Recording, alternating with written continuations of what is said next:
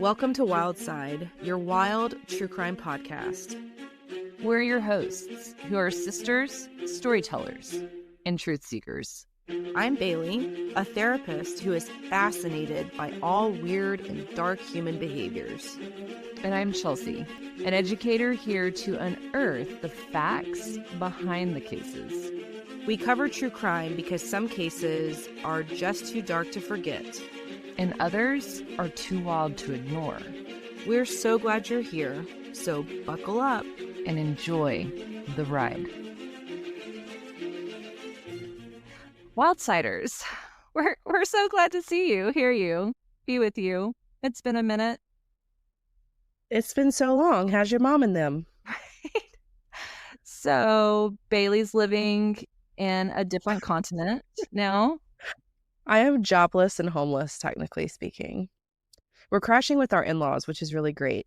But if you guys didn't check out my Instagram, part of the reason we were absent for so long is because literally, like a week after our last recording in June, I was told that our company, like our program, was being eliminated, and I had like 54 days to leave Germany. Yeah. And move 4 cars, your whole house. And we sold our house before we moved over there. So technically we didn't have a house to come back to. So thank goodness for my wonderful in-laws for letting us crash with them. So yeah, that has been the most stressful 2 months, and we are so sorry for the delay, but it is what it is. It be like that sometimes. That's right. I am literally, 2 weeks? I'm 2 weeks away from having a master's degree, so Yay. When I come back the next time, I'm going to refer to myself as Master Chelsea. And I will refer to you as such as well. Yes. So, we did get a review while Bailey was floating about the continents. And so thank you to Tub 99251. You picked us up when we were feeling down, bud, and we appreciate that. Yeah, we appreciate you guys. And thank you for being patient with us. And thank you for all the outreaches. We really love you for it. Mm-hmm. And we wanted to ease back into this with one of our favorites, a Shortcide. I love me a good Shortcide. Me too. And so the theme for this one is Conmen and their audacity that they wrote in on. Right? Is that you or the audacity you wrote in here on? Oh, man. Yeah. And I just appreciate people's audacity. I mean, like, it's one of those things in these cases. It's like conmen are so bad that they're almost good. You know what I mean? No, yeah, absolutely. I think there's like you gotta give credit where credit's due. Like they do have that going for them. Whatever that is, they got it going. I know how much audacity my guy is packing, and I cannot wait to hear about yours. So, Chelsea, if you want to kick us off. Yeah, here we go. So, in true Chelsea fashion, as everybody knows, I love me some con men from the earlier eras in U.S. history. So, I know Bailey doesn't love it, but I love me a good 1930s, 1940s guy. So, Bailey, you're welcome. Here we go. Yay. So, April 27th. 1936, the wind off of San Francisco Bay was cold and sharp, carrying the smell of salt and diesel from the ferries that cut through the water. On one of those ferries, shackled at the wrists and ankles, sat a man who looked like he could have stepped off a full-blown Hollywood film. Dark hair swept neatly back, tailored coat hanging just right despite the restraints. He stared through the cabin window at the fog ahead, where a jagged island was slowly coming into view. Can you guess where we're going, Bailey? Azkaban. I think that's where Harry Potter goes. It's Alcatraz. Are there Dementors? I was like, he was in fact a Dementor. So this dude was going to Alcatraz. The prisoner's name, at least the one he was using when he was caught, was Victor Lustig. He was 46 years old, and to the authorities, he was far more than just another criminal. This was a man who had run scams across continents, fooled police in multiple countries, and made a fortune without ever once firing a gun. His cons were so refined, so elaborate, that some called him just surely a genius. The Milwaukee Journal described him as, quote, a storybook character. A Secret Service agent once called him, quote, as elusive as smoke and as charming as a young girl's dream. Lustig was fluent in 5 languages, carried himself like a nobleman, and dressed like a man who belonged at the finest dinner tables in Europe. In reality, he was a master of invention, not just with the lies he told, but the person he presented to the world. Over the course of his life, he would use at least 47 aliases, each one complete with forged documents, polished backstories, and perfectly rehearsed mannerisms. See, that's what I mean. Do you know how much effort it goes into making that? Like, just imagine if you just put that effort into doing things within, like, a societal norm. You know what I mean? Well, and what's crazy is it probably wasn't a lot of effort for him. Like, if he was fluent in Oh, 5 yeah. languages, I imagine that he was literally that bored and his brain was just like, yeah, let's do it. Like, it's like running Yeah. errands to him. Yeah. Good point. It's really fascinating if you ask me. Even his beginnings were slippery. In some versions, he was the son of an Austrian aristocrat raised in a castle. In others, he admitted to humbler roots. Born in 1890 in the small town of Hostin, now part of the Czech Republic, to poor parents who raised him in a cold stone house under the shadow of a Baroque clock tower. Whether rich or poor, one detail never changed. From a young age, Lustig understood people and how to get what he wanted from them. As a teenager, he worked his way up the ladder of petty crime, starting as a beggar and moving on to pickpocketing and burglary, just some small things here and there, right? But it wasn't brute force that drew him in. It was the finesse of the confidence game. By the time he was an adult, he had mastered every card trick known: palming, bottom dealing, even manipulating a deck so well, it was said he could, quote, make it do everything but talk. When he arrived to the United States after World War I, the timing was perfect for a man like him. The roaring 20s were in full swing. Fortunes were being made literally overnight, and wealth was flaunted without caution. Lustig's earliest American marks were first-class passengers aboard transatlantic liners, well-dressed, well-fed travelers, eager to believe whatever a sophisticated stranger told them. Detectives in 40 different cities would come to know him by another nickname, the Scarred, thanks to the 2.5-inch gash along his left cheek, the result of a dispute over a woman in Paris. Despite the nickname and the dangerous company he often kept, Lustig wasn't a violent man. He didn't need muscle to get what he wanted. His weapons were charm, confidence, and an unshakable poker face. It was a decade overflowing with smooth-talking conmen, many of them European immigrants like Charles Ponzi. They didn't rely on violence. They called their victims marks instead of suckers and operated with the polished manners of gentlemen. True Detective magazine summed up Lustig perfectly: a man who shook hands with society and the underworld alike, a living Jekyll and Hyde. And it wouldn't be long before those skills would lead him to one of the most audacious scams in history. Then came 1925, and the con that would secure his place in criminal history. In Paris, Lustig had officially looking stationery printed, completed with the seal of the French government. He checked into the luxurious Hotel de Crillon, one of the grandest hotels in the city, and invited the most prominent scrap metal dealers in France to a private meeting.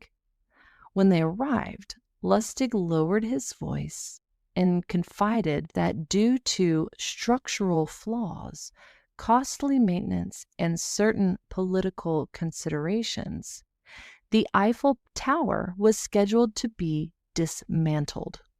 Like the whole Eiffel Tower, like the whole thing. The whole thing. Okay. The valuable metal would be sold to the highest bidder. His audience was captivated and the offers began pouring in. This homeboy created a private a private auction for the whole ass Eiffel Tower. Yes. He recruited scrap metal dealers. Oh my gosh. Victor. I know. And of course, people pay because they are like, can you imagine if you're a scrap metal dealer and you're like, I get to disassemble the Eiffel Tower? Oh, you'd make a fortune. Well, and fun fact, the Eiffel Tower, actually, when it was first built, people really didn't like it. They were kind of pissed over in France when it was first built. So you have to think it wasn't as iconic as it is now. And so I'm sure that was probably somewhat plausible. Like, everybody hates this thing anyway. Might as well tear it down. Yeah. I mean, okay. It's brilliant. Yeah. And so, of course, Lustig, he takes the money and vanishes before the truth could catch up to him. And incredibly, he would pull off the same scam again. Pleased with his craft, Lustig even put his philosophy on the con game in writing. And that's always what gets me, is when people are like, this is so good, I'm going to literally write a book about it. And so he wrote this down, right? And it was called his 10 Commandments of the Con, right? And so among them, it was number 1. You ready? Why he said 10, but then only gave 5. I don't know. He probably was on to his next con before he could get through the rest of the 5, right? To get through all 10. So number 1, be a patient listener. It's more effective than a fast talker. Number 2, never appear bored. Number 3, let others reveal their political opinions, then agree. Number 4, let others reveal their religious views, then agree. And number 5, hint at sexual topics, but never pursue them unless the other person shows strong interest. So, Bailey, what are your thoughts on this thought process as a con artist? I mean, he's a chameleon, honestly. I think right? All of that is like not expressing any authenticity.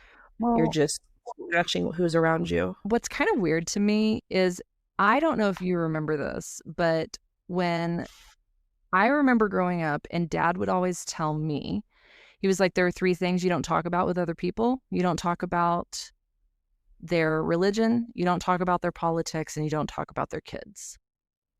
So it's just kind of funny to me that this guy knew like what should be off limits, brought it up anyway, but then let them be comfortable in that setting, you know? Right. So back to our main player.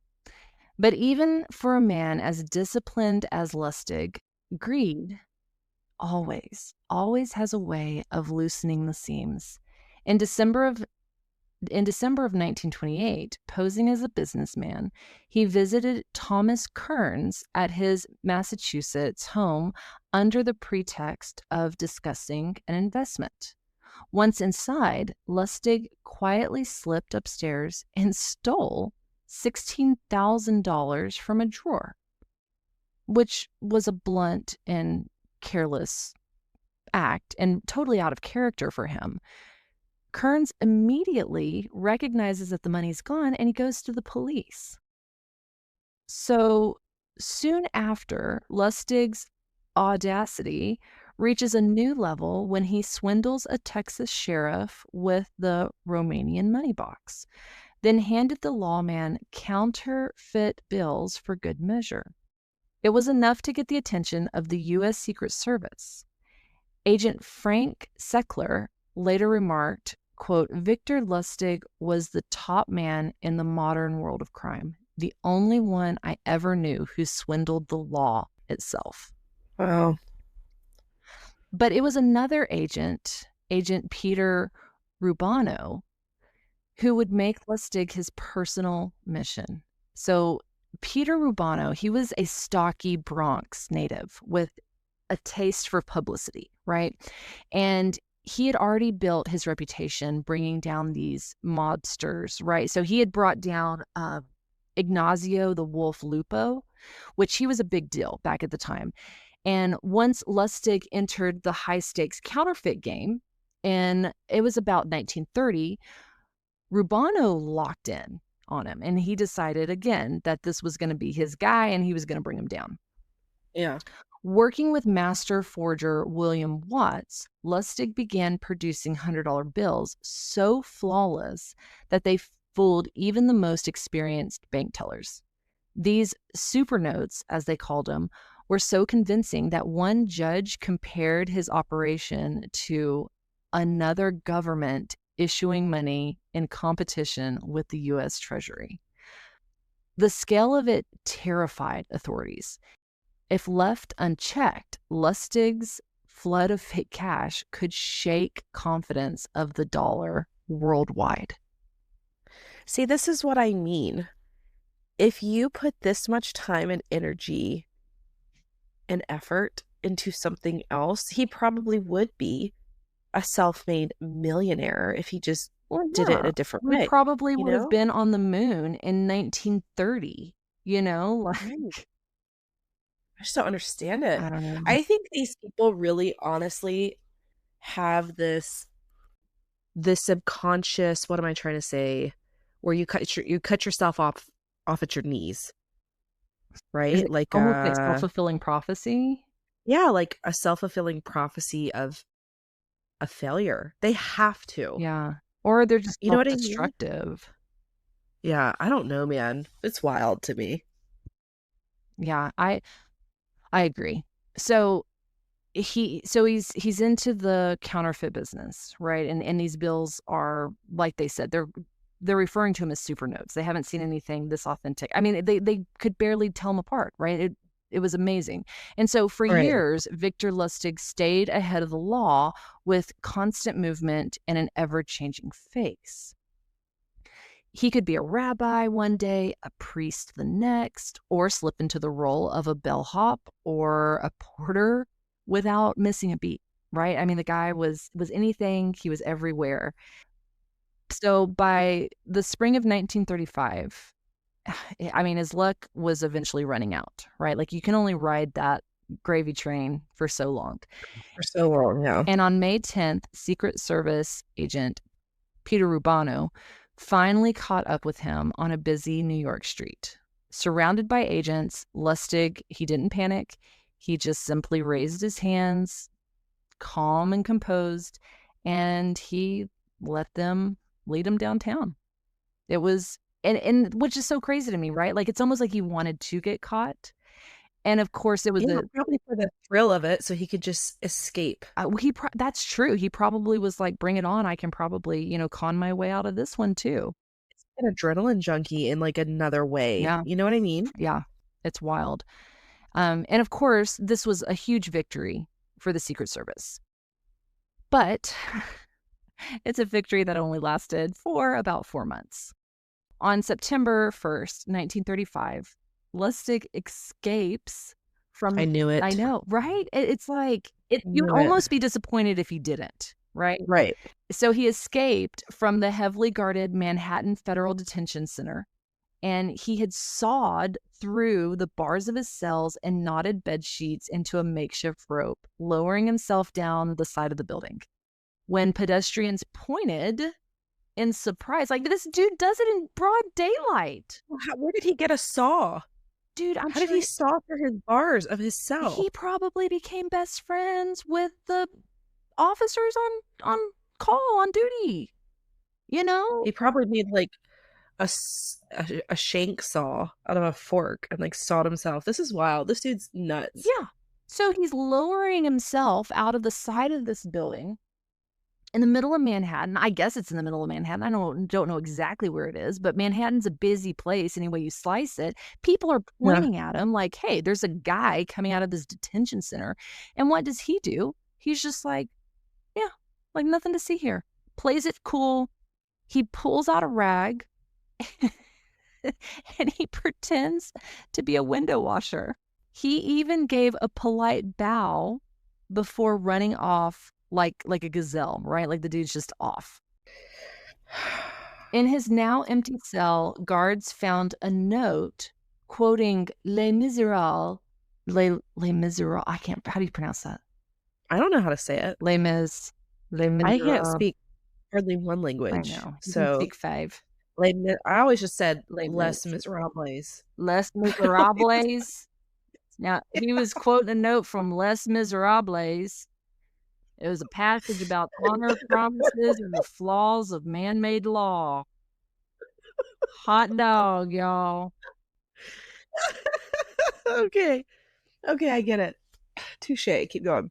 He stayed free until September 28th when agents in Pittsburgh spotted him climbing out of a car. A high-speed chase tore through 9 city blocks before the agents rammed his vehicle, locking the wheels together and forced it to stop. As they pulled their weapons, Lustig reportedly smirked and said, "Well, boys, here I am." In November 1935, the man the press described as pale and lean with elegant white hands, That's weird. a little creepy, stood before a New York judge. Just before sentencing, a Secret Service agent leaned over and told him, "Count, you're the smoothest con man that ever lived." When he arrived at Alcatraz, guards stripped him, blasted him with freezing seawater, and marched him naked past the cells as inmates jeered and banged their tin cups on the bars. Prison records under the alias Miller noted that he claimed to have been accused of everything in the category of crime, including the burning of Chicago. Wow. Alcatraz's damp cold wore him down. By late 1946, he had filed over 1,100 medical requests and had been issued more than 500 prescriptions. Guards suspected the complaints were part of an escape plan, especially after they found torn sheets in his cell. But when he was moved to the medical prison in Springfield, Missouri, doctors did confirm that he was genuinely ill. On March 11th, 1947, Victor Lustig died of complications from pneumonia. He was 57 years old. And in one final act of secrecy, his death was kept from the public for 2 full years. And even that really wasn't his last twist. So fast forward. In 2015, historian Thomas Andel, researching the history of Lustig's supposed hometown of Hostine, combed through records saved by Nazi destruction, scanned electoral rolls, and reviewed every historical document he could find. If Lustig had grown up there, Andel reasoned, his name should have appeared somewhere, especially in the local school records. But there was nothing. Like nothing. Not a single mention. Not a trace. To this day, the true identity of the man known as Count Victor Lustig remains a mystery. What we do know is that according to his death certificate, the world's most flamboyant con artist left this life with his final job title recorded almost mockingly as apprentice salesman. That is wild. Yeah. So yeah, literally we have no idea who the guy is. I don't think I've ever heard of a con man being able to sell like a huge structural building like the Eiffel Tower. I think that's like another level. You know what I mean? Well, and it's like they're always saying, so our dad is a salesman, right? And he really is. He's a very, I don't know, he's a gifted speaker. He's a gifted people person. I don't know how you describe dad, but he really is. And I remember people saying to me, your dad could sell ice to Eskimo. Yep. Or he could sell a ketchup popsicle to a woman wearing white gloves. Do you remember that one? No. And I feel like that's what this guy could do. I mean, he was literally selling the Eiffel Tower to people who were metal resell people. I mean, you would think they would know better, but it's just, it's wild. Well, Victor had a lot of audacity, and so did the dude in my case today, Chelsea, but a different, very similar, but like a different level of audacity. You know what I mean?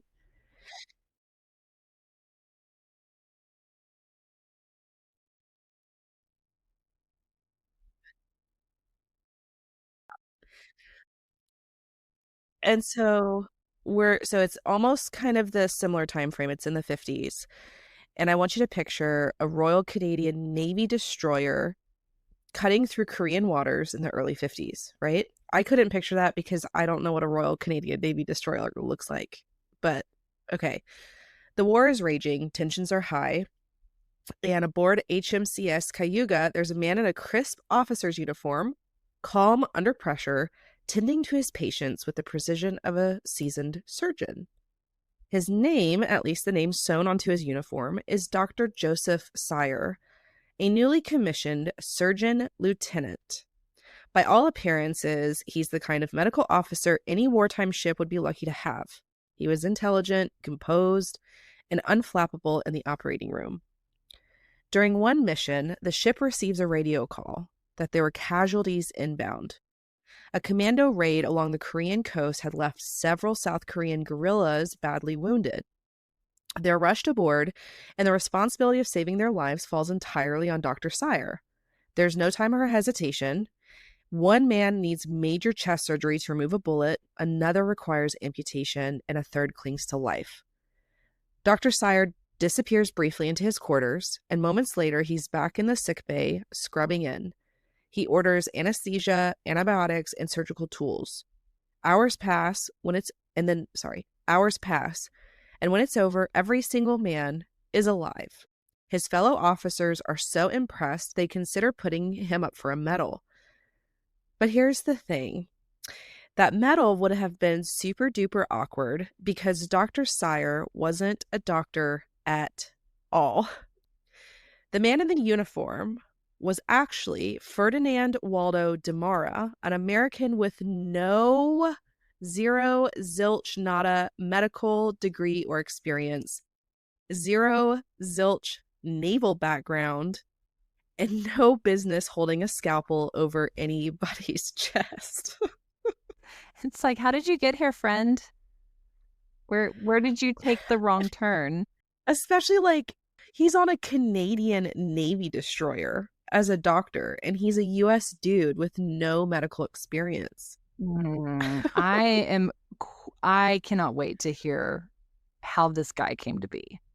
And as it turns out, Demara spent his life slipping into one identity after another, each time without the slightest formal qualification. And what he did have, what they think, was a photographic memory, and he was super smart, like off the charts with his IQ. And he was really confident. So, I mean, people just, a lot of times when you're confident, they just believe that you know what you're talking about. Yeah. So when the real Dr. Joseph Sire's credentials fell into his hands, Demara simply became him. Canada needed doctors for the Korean War, and the Navy's background checks were more about speed than scrutiny.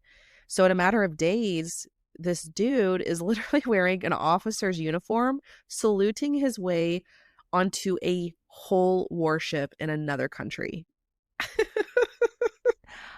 But why? But why? Like, who chooses that? Like, don't be ridiculous, Andrea. Ferdinand. Everybody wants this. You know, like, who wants Ferdinand. this? Ferdinand wanted it. For months, he got away with it. He would perform, Chelsea, dental work, minor surgeries, and with the help of medical textbooks and a willing sick birth attendant at even the occasional major operation. So he had a knack or a skill or a gift for being able to just absorb enough technical knowledge to fake expertise in the moment.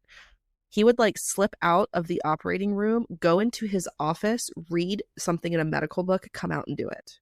But this is before we had iPhones. You had to pick up a book and figure it out. I know. He didn't have ChatGPT. So his downfall came not from the Navy's suspicions, but from a newspaper. A story about the heroic ship's doctor made its way back to the real Dr. Sire's mother in New Brunswick. She was like, what the hell? So she alerted her son, who recognized the impostor from an earlier encounter, and they notified the authorities. So his ruse collapsed overnight, and the Royal Canadian Navy, obviously super embarrassed, discharged Ferdinand honorably. He wasn't even in there. He wasn't even that dude. You can't get an honorable discharge if you're not in the Army or the Navy. Listen. So they gave him an honorable discharge, paid him $1,000 in back wages and service credits, and handed him over to the U.S. Immigration Office. What? So there were no warrants against him. So the U.S. Immigration was just like, bye, Felicia, and they let him go. They're like, we'll allow it. We'll allow it. So Ferdinand's like, all right. I mean, the consequences weren't that too terrible. So he kept going. And so Ferdinand, people are like, how did this dude get away with this? And Ferdinand, he was known as Fred to his friends. I'm not calling him Fred. I'm calling him Ferdinand. And they said he was the kind of man who would walk into the room and immediately have everyone eating out of the palm of his hand. He was affable, charming, life of the party. And even though he never would like drink or smoke sometimes. And if you ever asked him why he did the things that he did, he had one answer: rascality, pure rascality. Just to be a rascal. What? You rascal. You rascal, you. Yeah. So to rewind just a little bit, Ferdinand was born in Lawrence, Massachusetts in December of 1921. His family started out comfortable. His dad was a film projectionist. His uncle owned a theater chain. But when the Great Depression hit, their financial stability crumbled.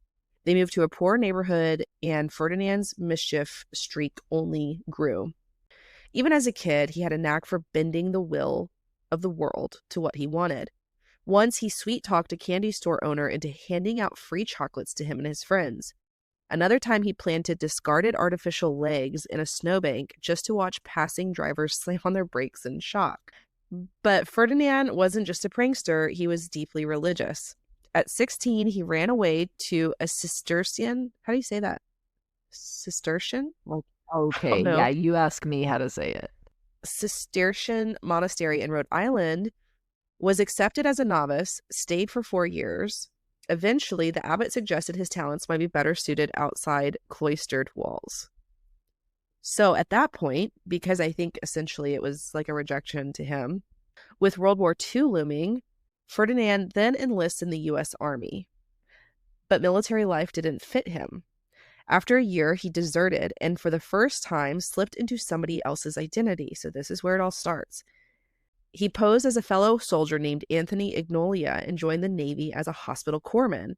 When he tried to forge papers for officer training, he was caught and then he bolted.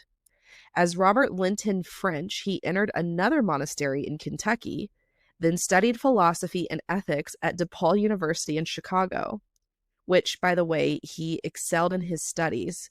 But when it came time to take holy orders, he ghosted the church. Oh, I think he has a fear of commitment. A little bit. For years, Ferdinand hopscotched across the country, teaching psychology, working in a California sanitarium, and always skating just ahead of discovery. In Washington, he even befriended the local sheriff, campaigning for his re-election, only to be arrested by that same sheriff for military desertion. He served 18 months in a California military prison. And by the time he got out, he slipped into another role, this time as Dr. Cecil Hamann, a Kentucky biologist. He worked at a Harvard-affiliated hospital, took night law classes, and later joined a teaching order in Maine called the Brothers of Christian Instruction. He helped them navigate red tape to achieve college accreditation, but when he wasn't chosen to lead their new school, he disappeared again, this time taking one of their cars with him.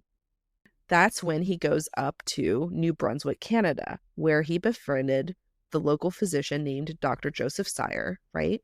And he goes through this whole thing with the Royal Canadian thing. That once he was honorably discharged, he still caught the attention of law enforcement. Investigators linked him to earlier impersonations, Dr. Hamann, Robert French, but Canadian officials, eager to avoid the scandal, again, they simply deported him. So everybody knew that this dude had hopped around with these different identities, but they didn't want the scandal. So when he arrived back in Massachusetts, a reporter from Life magazine came calling. Ferdinand was short on money and agreed to an interview. The article dubbed him the fake Navy doctor and came with photographs, an editorial choice that would haunt him. By the time the issue hit stands, an editor's note said Ferdinand had disappeared once more. And in truth, he was drifting at this point, taking odd jobs, sometimes under an alias, sometimes not. Guilt over the woman he'd left behind and the weight of public judgment pushed him toward the bottle. By 1955, he popped up in Houston, Texas as Dr. Benjamin Jones, supposedly a professor from Mississippi. Using a clever little application trick, sending it to the wrong department so it would be forwarded with a built-in recommendation, he got a job with the Texas Department of Corrections. Where they asked for 8 references, he simply wrote them all himself. He started as lieutenant of the guard at a prison farm, but quickly asked for a transfer. The brutality towards inmates and the open racism among staff were too much for him. The recreation department suited him better, and soon he was promoted to deputy warden of a brand new maximum security unit nicknamed Shamrock. His background in psychology, his fearless demeanor, and the occasional discreet dose of tranquilizers kept even the most dangerous inmates under control. He would later joke that it was Texas's first hospital for the criminally insane. But then, recognition. One of the inmates saw him in the Life feature. So Ferdinand denied everything when he was confronted, but the moment he was out of sight, he packed up his belongings and lickety-split. I'm so mad right now. And let me tell you why. I am so mad because I feel like nowadays, I can barely get a job past, I don't know, an elephant poop scooper. You know what I mean? And I feel like it's because of guys like this who ruined the systems so that now people who actually want to do this stuff have to go through a billion years and a billion different credentials just try to get a toe in to make sure that they're a legit professional. To put it in perspective, when I got the job overseas, they do 85 background checks. I mean, I could never get away with a crime because my fingerprints are in every system imaginable. And coming back over here, I take a job. I accepted a job offer with the same parent company, and I have to go through fingerprints and a background check all over again for the same company. And I'm like, you guys, they're there. I didn't burn my fingerprints off. This is still me. But yeah, I mean, and then you have Ferdinand, who's just operating on people on a ship, getting recognized. Yeah, because he watched they didn't have Sesame Street back then, but he watched some episode somewhere and he listened to some radio show and he's like, by golly gee, I can perform this surgery. I know. So, by the summer of 1956, he resurfaced on North Haven Island, Maine, as Martin Godgert, the new English and Latin teacher. The townspeople quickly the townspeople quickly warmed to him, but heavy drinking, fatigue, and a few careless comments stirred suspicion. A determined parent ordered an old Life magazine issue, confirmed his identity, and tricked him into leaving fingerprints on a glass sleigh. Okay, Harper Valley PTA, Mom. I know. Those prints went straight to the FBI. And so not too long after that, on February 14th, 1957, Ferdinand was arrested. The judge gave him 2 months probation for not having a valid teaching license.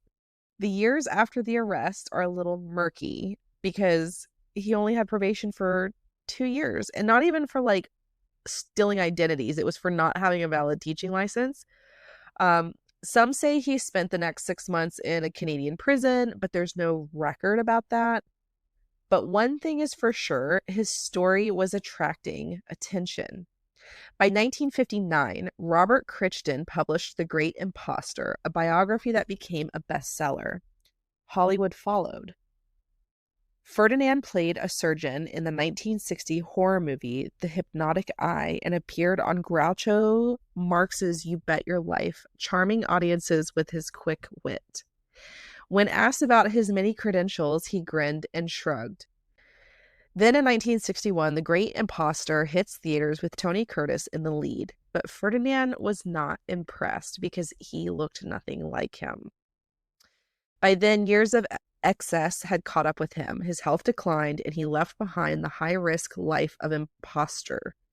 He worked as a counselor at Los Angeles homeless shelter, and in 1967, for the first time in his life, earned legitimate credentials, a degree from a Bible college in Oregon. This opened the door to a position as a hospital chaplain in Anaheim, California. When his past came to light in 1970, he was nearly fired, but the chief of staff defended him. His name and credentials were real this time, and he stayed on. By all accounts, he was a popular and compassionate chaplain, though he rarely spoke about his earlier exploits. By 1980, illness forced him to retire, and he died 2 years later at just 60 years old from complications related to diabetes. Ferdinand Demara was a brilliant, charming, and endlessly adaptable man who could have excelled in nearly anything he wanted to do, but instead he spent his life as someone else. And maybe the saddest part of the story is that we never got to see what the great impostor could have achieved if he'd simply been Ferdinand. Oh gosh. So what do you think about that? This is horrifying. This is horrifying. I now have a new fear unlocked. Now I trust zero chaplains. I literally feel like I need to be like, hi, so sorry. I'm going to need a background check on you. I'm going to need aliases. Why? Why do they? I mean, okay, they don't always go for religion, but why do they always go for religion? Why do they always end up being like priests and counselors? I don't know. And the fact that he probably was really good. I don't doubt it. I bet you he was actually amazing. Yeah. With his clientele. Listen, it sounds like he really wanted to do good things, but maybe, I don't know, maybe his impulses were too much, or his brain, I don't know. Well, maybe he wasn't patient enough. Maybe he was just like, guess what? You know what? It can't be that hard. How hard can it be? Like, yeah. I mean, it's honestly like, why am I having this weird like dad in one episode and our mother in another episode? Because mom's always like, we'll just ask for forgiveness later. You know what I mean? Like, I'd rather ask for forgiveness than permission. Yeah.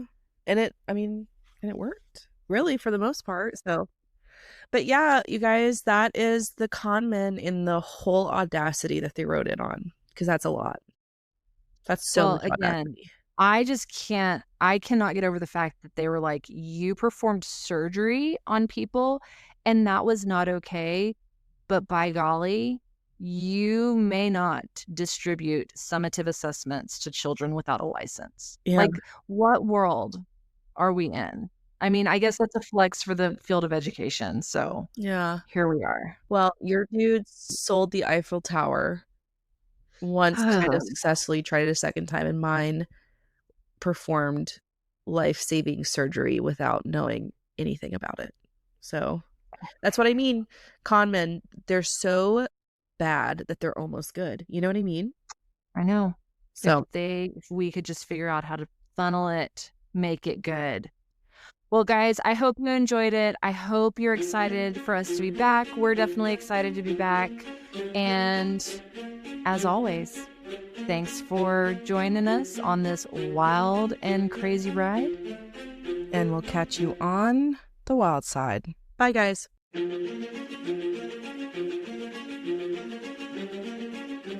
Wildcide Tribe, don't forget to follow us on Instagram and Facebook at Wildcide Podcast. Make sure to tune in on Wildcide Wednesdays. New episodes will drop each Wednesday at 6 a.m. Eastern Standard Time.